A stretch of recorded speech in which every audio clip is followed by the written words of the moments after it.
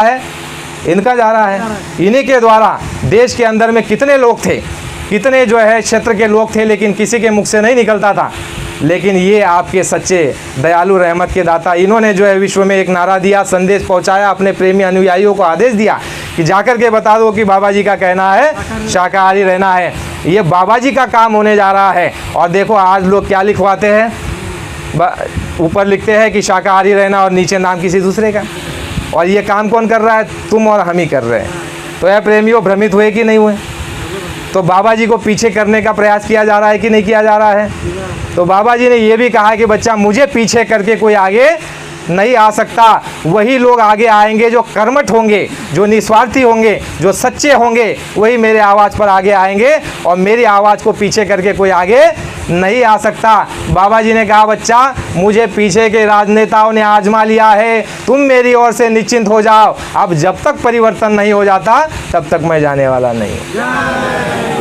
बाबा जी क्या कह रहे हैं कि मुझे पीछे के राजनेताओं ने आजमा करके देख लिया, समाप्त करने का प्रयास कर लिया, कोशिश बहुत सारी की, एक दो कोशिश नहीं की, बहुत सारी कोशिश की, लेकिन बाबा जी ने कहा कि वो उसमें असफल रहे। और तुम इस बात के भूल और भ्रम में कभी मत रहना कि बाबा अपने संकल्प से और लक्ष्य से और उद्देश्य से चूक जाएंगे। क्यों? क्योंकि तुमको ये अनुभव करा दिया कि पीछे के राजनेताओं ने मुझे आजमा लिया है, अब तुम मेरी ओर से निश्चित हो जाओ। तो यह प्रेमियों आपको निश्चित होना है, और निश्चित होने के साथ साथ आपको क्या काम करना है? हमको जो है गुरु महाराज का काम करना है, किसी और का काम नहीं है। हमको केवल गुरु महाराज का काम करना है। जैसे कहा जाता है कि मन के कहे चलो मत कोई, गुरु कहे करो तुम सोई। जब गुरु की कही हुई करोगे तो उनका जो है जिम्मेदारी और ड्यूटी बन जाएगी कि तुम्हारी हर समय रक्षा और हिफाजत करना। लेकिन जब मन की करेंगे तो फिर काल घसीट करके ले जाएगा। जिसके लिए कहा जाता है कि गुरु माथे से उतरे शब्द बिहू ना होए, ताकि काल घसीटे रोक सके ना कोई। यानी गुरु को अगर माथे से उतार देंगे, महात्मा कहते हैं कि ये कहा गया है महात्माओं के लिए, देखो प्रेमियों सत्संगियों आपके लिए है, कहते हैं कि हरि रूठे गुरु ठोर है, गुरु रूठे नहीं ठोर।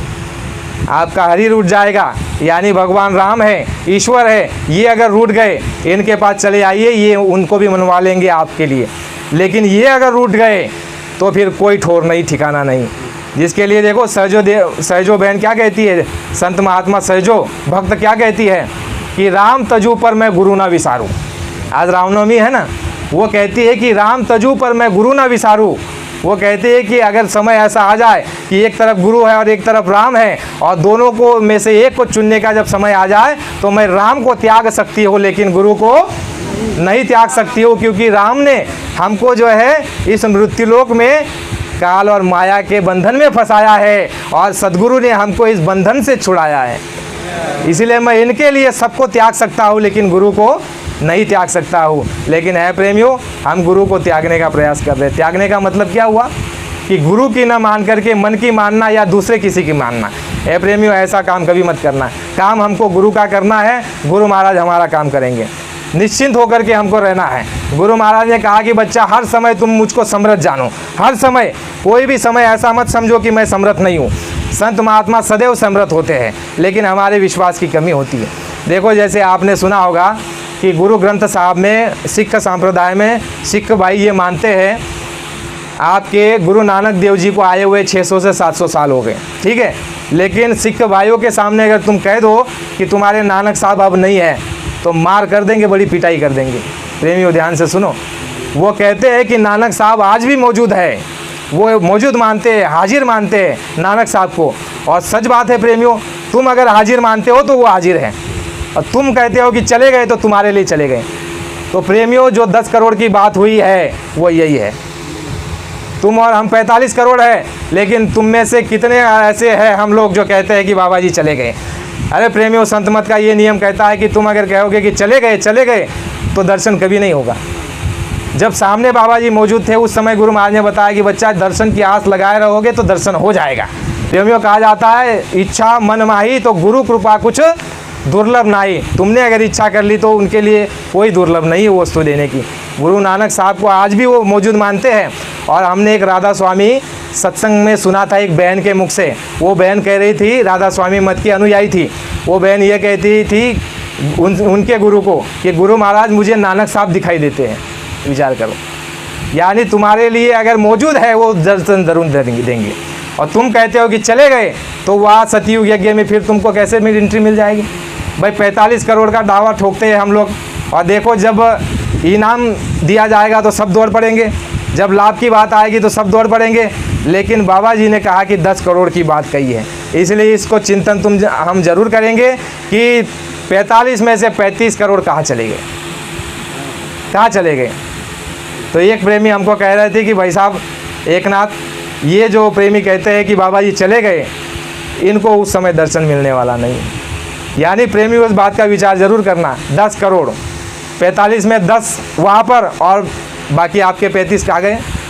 तो प्रेमियों काम गुरु का करना है, उनको हाजिरी मानना है, वो गए हुए नहीं हैं, वो तो कहाँ जाते हैं और आते हैं, वो तो मौजूद है।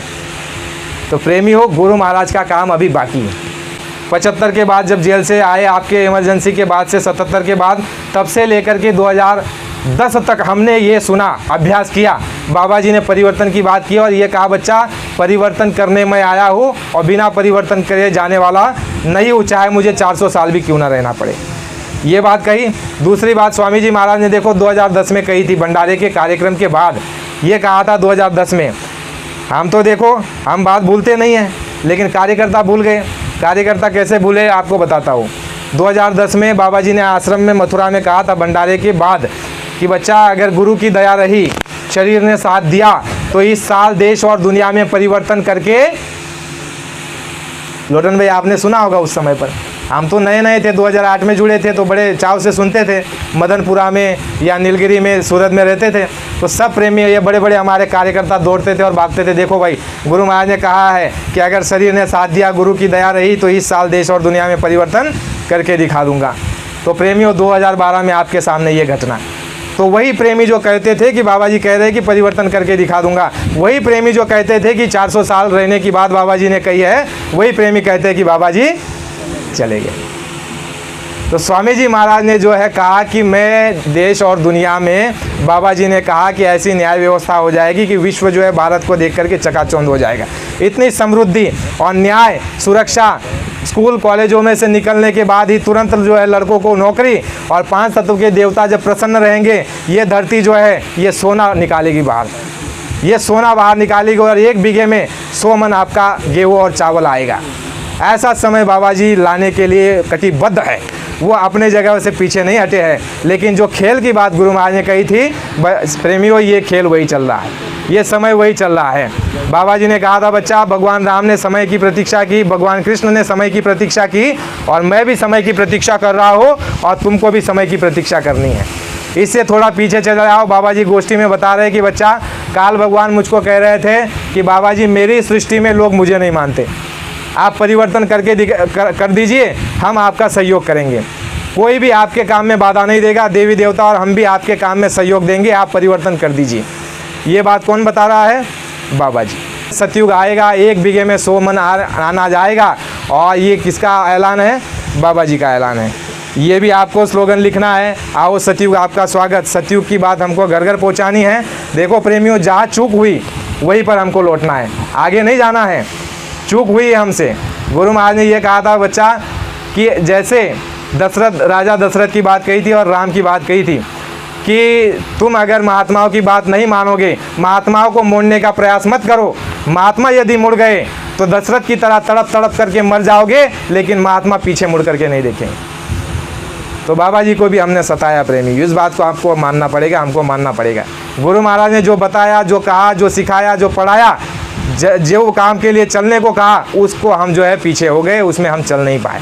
इसलिए अगर समय हमको आपको मिला है, पीछे चलिए उस दौर में जिसके लिए गुरु महाराज ने कहा साधन भजन, शाकाहारी का प्रचार, और जो शिक्षा दीक्षा गुरु महाराज ने हमको आपको दे रखी है, उस सब पर हमको आपको जाना है।